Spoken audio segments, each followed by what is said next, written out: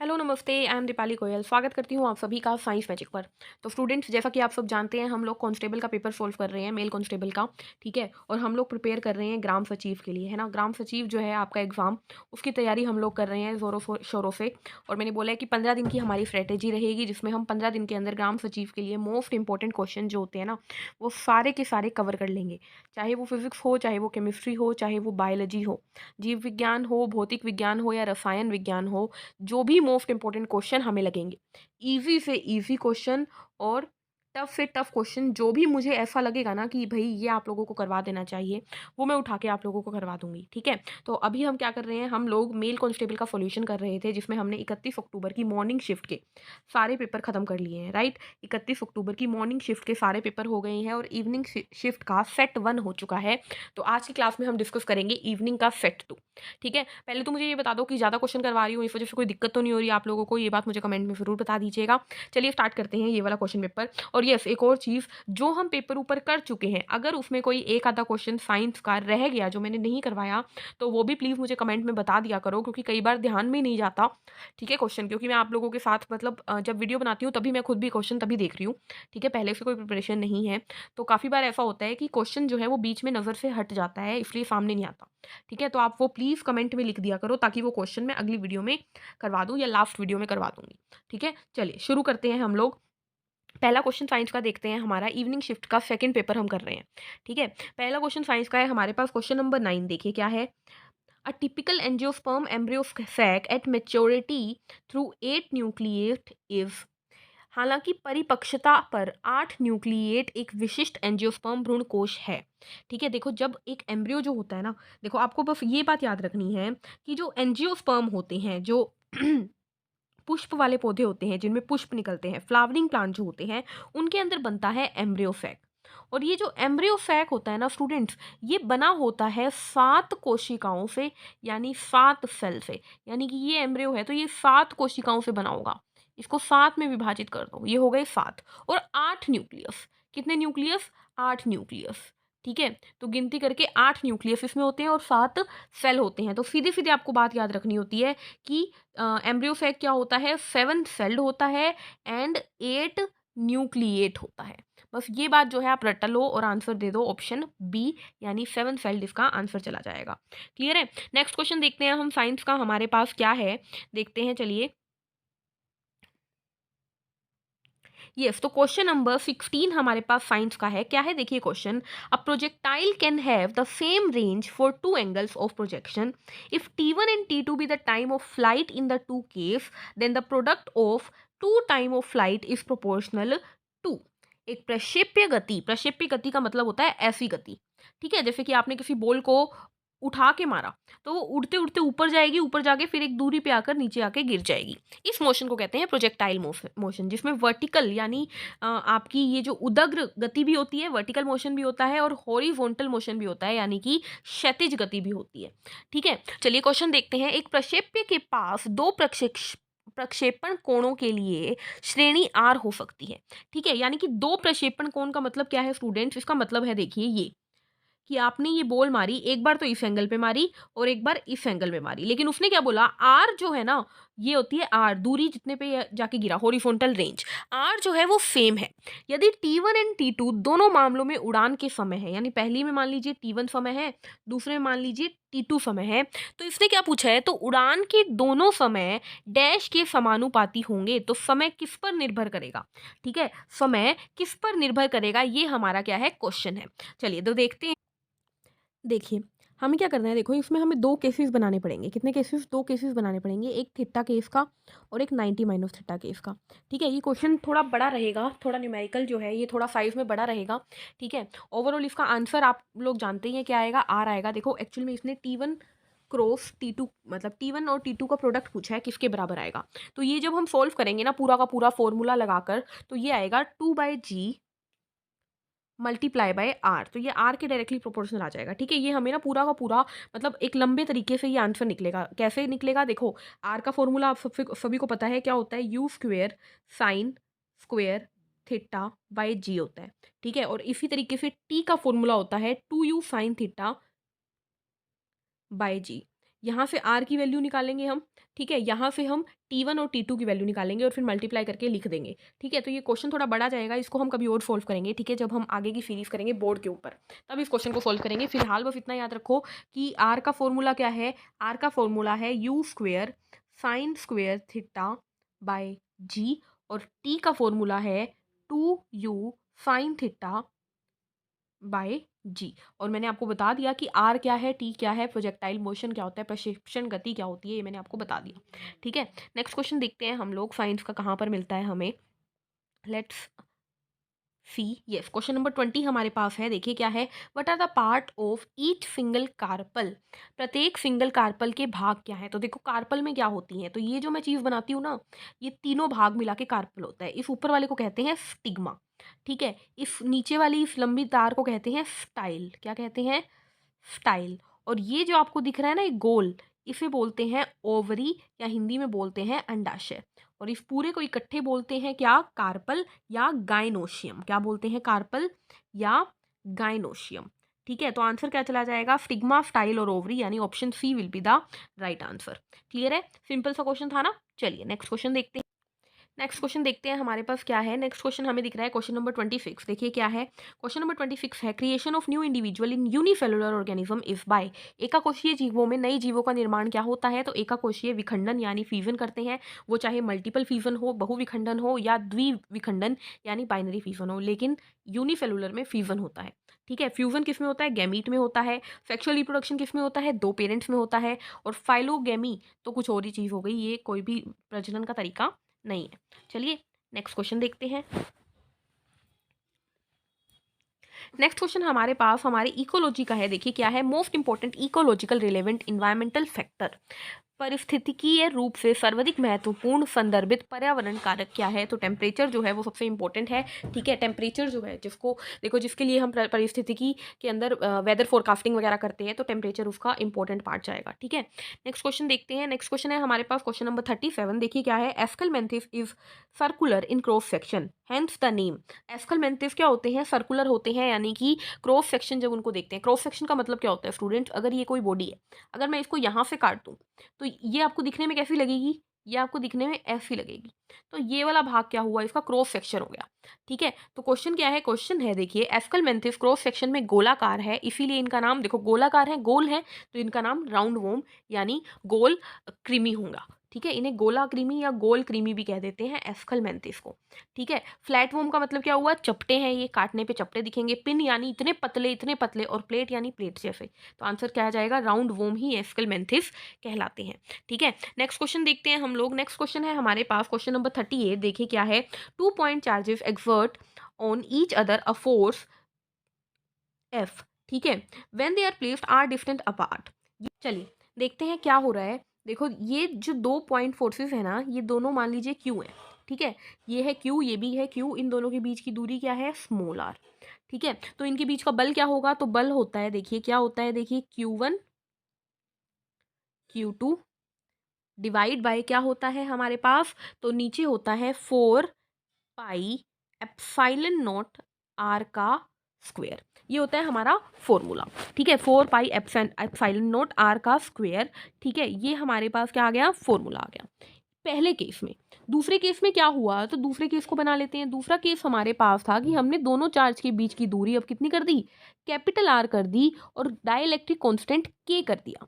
अब इनके बीच में फोर्स क्या हो जाएगा, तो देखो Q1 तो Q1 ही रहेगा, Q2 Q2 ही रहेगा, divide by 4 pi epsilon not capital R का स्क्वायर हो जाएगा। और इन्होंने डाइलेक्ट्रिक कांस्टेंट स्पेशली दिया हुआ है, तो वही नीचे भी आ जाता है। तो इस दूसरे का फोर्स ये जाएगा, पहले का फोर्स हमें ये दिया हुआ है, और दूसरे का फोर्स ये आ गया। अब बोला क्या है, दोनों बल बराबर है, तो इन दोनों को इक्वल रख दें, चलिए रख देते हैं। तो देखिए Q1 Q2 by 4 pi epsilon not small R का स्क्वायर बराबर हो गया Q1 Q2 by 4 pi epsilon not capital R का स्क्वायर, और के सही बात है, ये काट दो, Q1 Q2 गया, 4 पाई एप्सिलॉन नॉट से 4 पाई एप्सिलॉन नॉट गया, तो कैपिटल आर का स्क्वायर बराबर आ गया स्मॉल आर का स्क्वायर बाय के। तो हमारे पास आर आ गया कितना, R divide by under root K. तो आंसर आपके पास आ गया, आपको दिख रहा है क्वेश्चन में, option A will be the right answer. Clear है ये बात आप सभी को? तो फोर्स का फॉर्मूला आपने निकाला, लगाया है और आपका आंसर आ गया। चलिए नेक्स्ट क्वेश्चन देखते हैं। नेक्स्ट क्वेश्चन हमारे पास साइंस का क्या है, देखते हैं।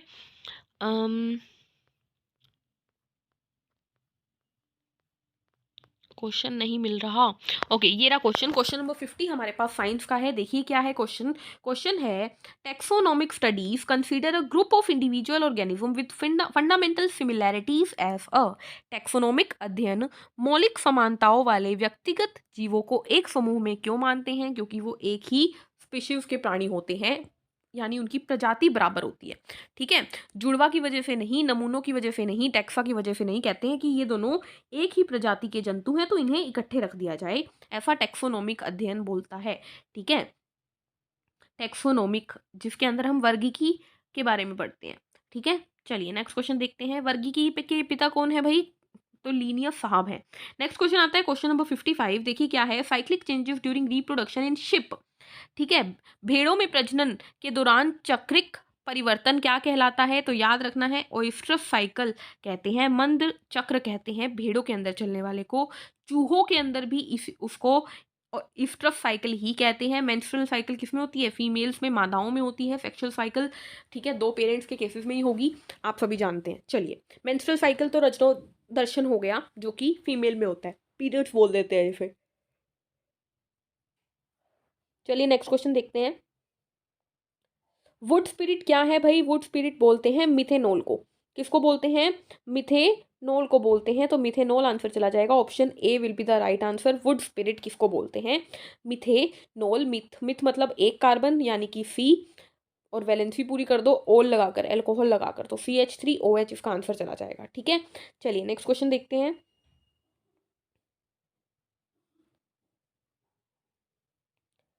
नेक्स्ट क्वेश्चन हमारे पास साइंस का क्या है? रीजनिंग है ये तो हमारी।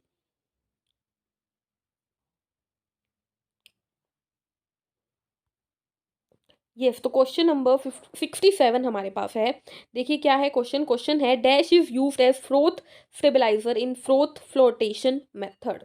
झाग पलवन विधि में झाग स्थिरकारी के रूप में होता है, यानी झाग को हटाने के लिए या झाग को स्थिर रखने के लिए क्या यूज होता है? तो क्रिसोल यूज होता है।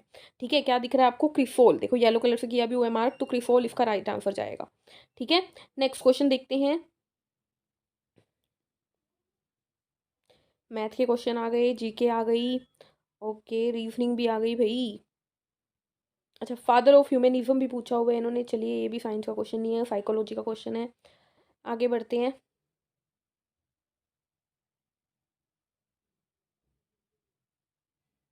साइंस के क्वेश्चन और है नहीं क्या? The formula of production function, ये भी मैथ का क्वेश्चन है भाई। ओके, तो साइंस के हमारे पास इतने ही क्वेश्चन थे इस पेपर में। चलेंगे नेक्स्ट पेपर के ऊपर और आगे क्वेश्चन देखते हैं साइंस के। ठीक है, तो हमने कर लिया है इवनिंग शिफ्ट का सेट 2 कंप्लीट। अब बारी है इवनिंग शिफ्ट की सेट 3 की। चलिए देखते हैं इसमें कोई साइंस के क्वेश्चन कौन कौन से हैं, कहाँ कहाँ पे हैं। ठीक है, देखो जो भी क्वेश्चन समझ में नहीं आएगा मुझे कमेंट में ज़रूर बताइए, ताकि मैं आपको कब करवा दूँ वो क्वेश्चन, मैं आपको करवा दूंगी जब मैं बोर्ड पे करवाऊंगी। ठीक है, शिवरिंग क्वेश्चन नंबर 17 हमें दिख रहा है। Shivering during cold is beneficial for mammals. जुकाम के दौरान स्तनधारियों के लिए कांपना लाभदायक है, ऐसा क्यों? तो सोचो क्यों। क्योंकि जब वो कांपते हैं तो कांपने की वजह से उनकी बॉडी का जो टेम्परेचर होता है ना वो इंक्रीज हो जाता है। कांपने की वजह से तापमान बढ़ जाता है, तो इंक्रीज द बॉडी टेम्परेचर। शरीर के तापमान को बढ़ाने के लिए कांपना जरूरी होता है। जब हम कांपते हैं ना, देखो हम लोग भी कांपते हैं जब हमें ठंड लगती है, तो कांपते हैं तो उससे हमारी बॉडी में हीट बनती है, जिससे कि हमारा टेम्परेचर इंक्रीज हो जाता है। ठीक है, नेक्स्ट क्वेश्चन देखते हैं हम लोग। नेक्स्ट क्वेश्चन हमारे पास आता है, कॉकरोच क्या है? Cockroach are. तो कॉकरोच क्या होते हैं भाई? डायोशियस होते हैं। डायोशियस का क्या मतलब है? कि तिलचट्टे जो उनके अंदर जो मेल और फीमेल होते हैं ना वो अलग अलग होते हैं, यानी कि मादा कॉकरोच अलग होती है और नर कॉकरोच अलग होता है। एक ही बॉडी में दोनों चीजें नहीं होती, वो होते हैं डायोशियस। ठीक है, तो डायोशियस कौन है? कॉकरोच जो होते हैं वो डायोशियस होते हैं, अलग अलग होते हैं इनके मेल और फीमेल। ठीक है, नेक्स्ट क्वेश्चन देखते हैं। नेक्स्ट क्वेश्चन हमारे पास साइंस का क्या है भाई। तो अब हमें ना कम क्वेश्चन देखने को मिल रहे हैं साइंस के, है ना। ये तो मैथ का क्वेश्चन है, क्या चक्कर है भाई, साइकोलॉजी के कई क्वेश्चन आए हुए हैं। यस, क्वेश्चन नंबर 42 हमारे पास है। देखिए, dash is an example for covalent और network solid.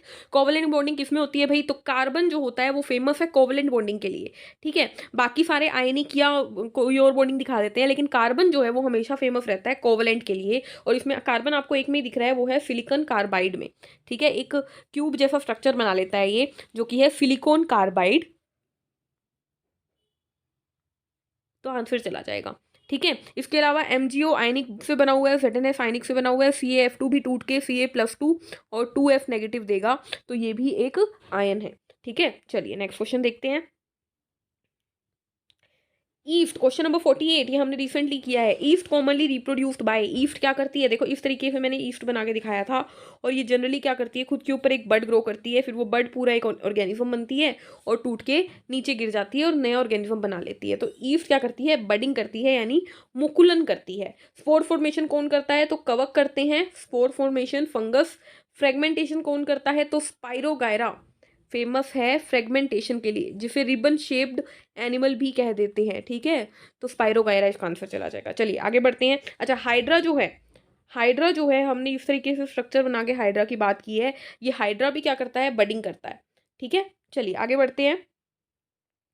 Fertilisation in reptile is, reptile यानी सरीसृपों में, रेंगने वाले जीवों में फर्टिलाइजेशन कहाँ होता है, तो बॉडी के अंदर होता है भाई, इंटरनल होता है। मैमल्स में भी इंटरनल होता है, यानी जो मेल गैमीट है और जो फीमेल गैमीट है, जो स्पर्म है यानी शुक्राणु है, और जो ओवम है यानी जो अंडाणु है, इन दोनों का जो फ्यूजन करके जाइगोट बनाने की क्रिया है ना, ये बॉडी के अंदर होती है रेप्टाइल और मैमल में, सरीसृप और स्तनधारियों में, ठीक है। Next question.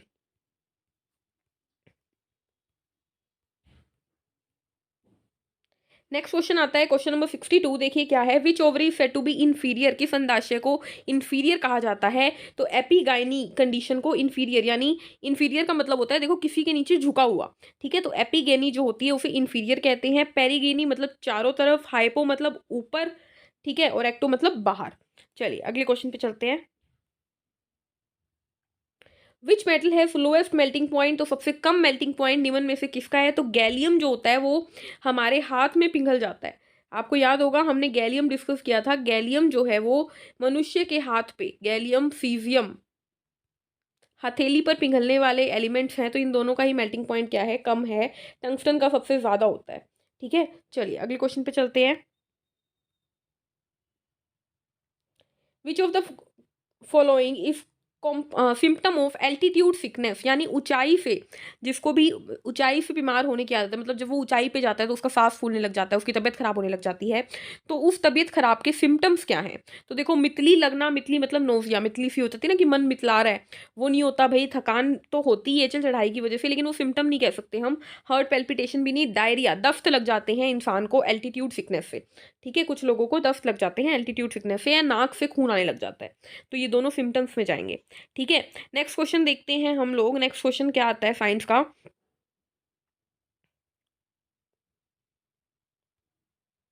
Polymorphism arises due to, polymorphism क्यों आता है, तो उत्परिवर्तन की वजह से बहुरूपता आती है। जब उत्परिवर्तन होता है तो वहां पर बहुरूपता उत्पन्न होती है। ये सिंपल याद करने वाला क्वेश्चन था। नेक्स्ट क्वेश्चन आपको दिख रहा है, which of the following is principal form of carbohydrate which can translocate throughout the plant by phloem. Phloem किसे ट्रांसपोर्ट करता है, तो ग्लूकोज को करता है, लेकिन ग्लूकोज यानी चीनी में किसको, तो सुक्रोज को करता है। सुक्रोज जो चीनी है उसी का पौधे के अंदर क्या होता है, स्थानीकरण होता है, और यही पौधे में स्टार्च की फॉर्म में सेव होके रहता है, मांड की फॉर्म में स्टोर हो जाता है, संग्रहित हो जाता है, ठीक है। नेक्स्ट क्वेश्चन देखते हैं। नेक्स्ट क्वेश्चन क्या है हमारे पास, क्वेश्चन नंबर 82। एनिमल पोजेसिक सीलोम, जिन एनिमल्स के पास सीलोम होती है उन्हें क्या कहती हैं, तो सीलोम है यानी सीलोमेट। ए सीलोमेट का मतलब सीलोम नहीं है, स्यूडो का मतलब नकली सीलोम है, ठीक है। तो सीलोमेट इसका आंसर चला जाएगा, ठीक है। चलिए नेक्स्ट क्वेश्चन देखते हैं। तो यहां पर हमारा ये वाला पेपर भी खत्म होता है। चलते हैं नेक्स्ट पेपर की तरफ सेट 4, यानी कि अब हमारा 31 अक्टूबर की इवनिंग शिफ्ट का आखिरी एग्जाम है, या मैं बोल रही हूँ 31 अक्टूबर का आखिरी पेपर हम करने जा रहे हैं। ठीक है, 31 अक्टूबर का आखिरी पेपर हम करने जा रहे हैं। चलिए देखते हैं क्वेश्चन नंबर 3 हमारे पास है, लेंथेनोइड संकुचन के कारण डैश समान त्रिज्या दर्शाता है। तो याद रखना, जब भी लेंथेनोइड कॉन्ट्रैक्शन की बात आ जाए ना, तो जर्कोनियम और हाफनियम ये दोनों आंसर जाएंगे, ZR और HF। यानी होता क्या है, देखो इन दोनों का रेडियस, इन दोनों की त्रिज्या लगभग एक समान होती है। क्यों? क्योंकि लेंथेनोइड संकुचन हो रहा है। ठीक है, तो ये चीज़ आपको याद रखनी है, ये हमने अपने 10,000 वाली बुक के अंदर भी करवाए हैं क्वेश्चन ऐसे। ठीक है, नेक्स्ट क्वेश्चन देखते हैं। साइंस का नेक्स्ट क्वेश्चन भाई कहाँ पर है, ये रहा question number 13। Frog can respire in water through. मेंढक पानी में किसके द्वारा सांस लेते हैं? तो देखो मेंढक सांस लेते हैं अपनी त्वचा के द्वारा, अपने गिल्स यानी गलफड़ों के द्वारा, अपने फेफड़ों के यानी लंग्स के द्वारा। ठीक है, इन सब के माउथ के द्वारा, मुंह के द्वारा भी सांस लेते हैं मेंढक। लेकिन पानी के अंदर पूछ लिया जाए तो आंसर क्या जाएगा? त्वचा यानी स्किन के द्वारा पानी के अंदर सांस लेते हैं। ठीक है, अगर गिल्स ऑप्शन में होता तो गिल्स भी जा सकता था इसका आंसर। ठीक है, बट गिल्स ऑप्शन में ही नहीं है। हवा में किस में लेते हैं? तो लंग्स की हेल्प से। ठीक है, चलिए नेक्स्ट क्वेश्चन देखते हैं।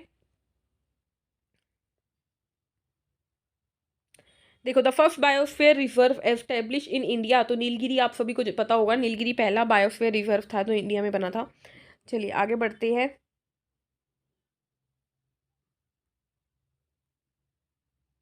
देखो ये क्वेश्चन आ गया, मैंने ये पिछले पेपर में ही करवाया है। वहां पर पूछा था कि भेड़ों के प्रजनन का जो चक्र होता है उसे क्या कहते हैं? तब मैंने कहा था चूहे का हो या भेड़ का हो, कहते क्या है? ईस्ट्रस या ओइस्ट्रस साइकिल, ओइस्ट्रस साइकिल बोलते हैं, यानी मध्य चक्र बोलते हैं, भेड़ों का भी और चूहों का भी। ठीक है, तो ये मैं बता के हटी थी, वही क्वेश्चन आ गया। चलिए आगे बढ़ते हैं। नेक्स्ट क्वेश्चन साइंस का हमारे पास ये रहा, which of these is a decomposer, निम्न में से कौन एक अपघटक है? तो अपघटक कौन होते हैं? जो मृतोपजीवी होते हैं, मृतोपजीवी ही कहलाते हैं डीकम्पोजर, या सेप्रोफाइट कहलाते हैं। तो सेप्रोफाइट कौन है निम्न में से? तो कवक जो होते हैं वही होते हैं सेप्रोफाइट। आंसर चला जाएगा D, fungus. Tiger living organism पे ही ग्रो करते हैं, क्रो भी और रेबिट भी, लेकिन फंगस सड़े गले पे, मरे हुए पे ग्रो करती है। ठीक है, तो आंसर जाएगा फंगस। नेक्स्ट क्वेश्चन आपको दिख रहा है, question number 47। What is the distinct ecological community of plant and animal living together in a particular climate? एक पर्टिकुलर जगह के ऊपर, एक प्रॉपर वातावरण के अंदर जो प्लांट और एनिमल रहते हैं उन्हें क्या कहते हैं? तो उन्हें बायोम कहते हैं, उस जगह का बायोम है ये। ठीक है, यानी कि ये पर्टिकुलर जानवर इधर ही रहते हैं, इसी सिचुएशन में रहते हैं। ठीक है, नेक्स्ट क्वेश्चन देखते हैं, question number 55। In birds the fore limbs are modified into, यानी कि उनके जो पक्षियों के जो आगे वाले पैर होते हैं उनसे क्या बन जाता है? तो पक्षियों के पास क्या होता है? पंख होते हैं, तो पंख बन जाते हैं उनके, फोर लिम्स जो है वो पंख यानी विंग्स बन जाते हैं। ठीक है, जिस वजह से वो उड़ पाते हैं फिर उसके बाद। ठीक है, नेक्स्ट क्वेश्चन देखते हैं हम लोग। क्वेश्चन नंबर 61 आपको दिख रहा है, a step down transformer is used on a 1000 volt line to deliver 20 ampere at 120 volt at the secondary coil. If the efficiency of the transformer is 80%, current drawn from the line is, यानी इन्होंने क्या बोला है? इन्होंने एक transformer की बात की है जिसके ऊपर 120 वोल्ट, देखिए, एक निम्नकारी ट्रांसफार्मर द्वितक कुंडली पर 120 वोल्ट पर 1000 वोल्ट लाइन पर 20 एम्पियर सुपुर्द करने के लिए प्रयोग किया जाता है। ठीक है, यदि ट्रांसफार्मर की कार्य क्षमता 80% है तो लाइन से ली जा रही विद्युत यानी करंट पूछा है इसने। ठीक है, चलिए करते हैं। देखिए सिंपल है बहुत ही ज़्यादा, हम ये वाले इस टाइप का क्वेश्चन पहले भी कर चुके हैं। देखो हम जानते हैं एफिशिएंसी का फॉर्मूला क्या होता है, तो एफिशिएंसी बाय 100, परसेंटेज में दी हो तो बाय 100 करते हैं, होता है आउटपुट बाय इनपुट पावर। ठीक है, यही होता है आउटपुट बाय इनपुट पावर। और पावर का फॉर्मूला क्या होता है? तो पावर होता है VI। तो आउटपुट VI यानी वोल्टेज V2 I2 कर दिया मैंने, और पहले वाली V1 I1 बोल दिया। ठीक है, अब देखिए एफिशिएंसी कितनी दी हुई है? 80% दी हुई है, तो 80/100 बराबर आउटपुट की वोल्टेज कितनी है? तो आउटपुट की वोल्टेज हमें दी हुई है 120 वोल्ट, और करंट कितना आ रहा था? 20 एम्पियर। और पहले की वोल्टेज कितनी है? 1000, और करंट कितना आ रहा था? यही तो निकालना है, तो बस सोल्व कर दो। चलिए देखते हैं, काट देते हैं इसको, कलर चेंज करके काटते हैं हम थोड़ा सा। ये 0 से 0 गया, ये 0, ये 0, 2 0 से ये 2 0 गए, इस 1 0 से ये वाला 0 गया। तो आंसर हमारे पास, आई को ऊपर ले जाती हूँ, 8 को नीचे ले आती हूँ, ये 8 आ गया, यहाँ पर बराबर आई आ गया, तो ये 8 2 की टेबल पे 4 पे गया और ये 3 पे गया, तो आई आ गया हमारे पास 3 एम्पियर। ठीक है, इसको सोल्व कर लेना, मैंने कुछ भी नहीं किया, मैंने एफिशिएंसी की जगह पे 80 लिखा, 100 की जगह पे 100, आउटपुट वी लगाया है और इनपुट वी लगाया है। आउटपुट 120 और 20 दिया हुआ है और इनपुट 1000 दिया हुआ है। ठीक है, नेक्स्ट क्वेश्चन है हमारे पास, देखिए साइंस का नेक्स्ट क्वेश्चन हमारे पास क्या है, देखते हैं हम लोग। एसएसटी है हमारे पास, polity, computer, yes question number 80 हमें दिख रहा है, complexes in which a metal is bound to only one kind of donor group. ठीक है, वह जटिल कॉम्प्लेक्स जिनमें एक धातु केवल एक प्रकार के दानकर्ता समूह से बंधा होता है, तो एक ही टाइप है ना, यानी कि होमो, और दान देने वाला है तो लेप्टिक, तो होमोलेप्टिक इसका आंसर चला जाएगा। देखो हिटीरो का मतलब होता है अलग अलग, डेंटेट का मतलब लेने वाला, यहाँ पर दान देना है, दान देने वाले क्या कहलाते हैं, लेप्टिक, और सेम हो तो होमो और अलग हो तो हिटीरो। ठीक है, तो आंसर चला जाएगा होमोलेप्टिक। ठीक है, नेक्स्ट क्वेश्चन देखिए, the region where farmer specialised in vegetables only. ठीक है, वह क्षेत्र जिसमें केवल सब्जियों की खेती होती है उसे क्या बोलते हैं, ट्रक खेती बोलते हैं, ट्रक फार्मिंग। ठीक है, चलिए आगे देखते हैं। देखिए क्वेश्चन है, fusion of protoplasm between two motile और नॉन मोटाइल गैमेट्स, जब दो मोटाइल यानी हिलने डुलने वाले गैमीट या दो नॉन मोटाइल गैमीट के बीच में फ्यूजन होता है तो उसे क्या बोलते हैं, उसे बोलते हैं प्लाज्मोगैमी यानी कोशिका द्रव लयन। ठीक है, नेक्स्ट क्वेश्चन दिख रहा है आपको, which of the following is example of circinotropous type of ovule. इस तरीके से होता है सिरसिनोट्रोपस टाइप ऑफ ओव्यूल, यानी गोलाकार टाइप का, तो ये होता है ओपनशिया के अंदर। ठीक है, ये सिर्फ याद करने वाली चीजें हैं, ओपनशिया के अंदर। ठीक है, उसके बाद आपको दिख रहा है, desert animals have the capability of forming dash urine, यानी रेगिस्तान में पाए जाने वाले जो जानवर होते हैं उनके अंदर कैसा यूरिन होता है, तो कंसंट्रेटेड होता है, सांद्रित होता है, क्योंकि उसमें पानी की H2O जो होता है वो कम होता है, इसीलिए कंसंट्रेटेड यूरिन होता है इन लोगों का। ठीक है, तो यहाँ पर हमारे इवनिंग पेपर भी खत्म हो जाते हैं। ठीक है, यानी कि 31 अक्टूबर को पूछे गए हर क्वेश्चन पेपर का सॉल्यूशन मैं आपको करवा चुकी हूँ। 31 अक्टूबर को जो 8 पेपर हुए थे उन 8 का सॉल्यूशन जो है विद डिटेल कंप्लीट हो चुका है। एक आधा क्वेश्चन जो रहता है, मतलब जो मैंने आपको करवा दिया लेकिन बोर्ड पे करवाना है, वो मैं ध्यान रखूंगी। और आज की क्लास में बस इतना ही, मिलते हैं नेक्स्ट सेशन में, तब तक के लिए सेशन को लाइक कर दिया करो भाई। ठीक है, हर एक वीडियो जो भी आप देखो चैनल पे उसे लाइक करा करो, सब्सक्राइब किया करो चैनल को, और वीडियो को शेयर भी किया करो ताकि आपके सारे दोस्त उसे देख ले। ठीक है, मिलते हैं नेक्स्ट सेशन में, तब तक के लिए पढ़ते रहिए, मुस्कुराते रहिए हमेशा, और take care. Thank you, bye bye.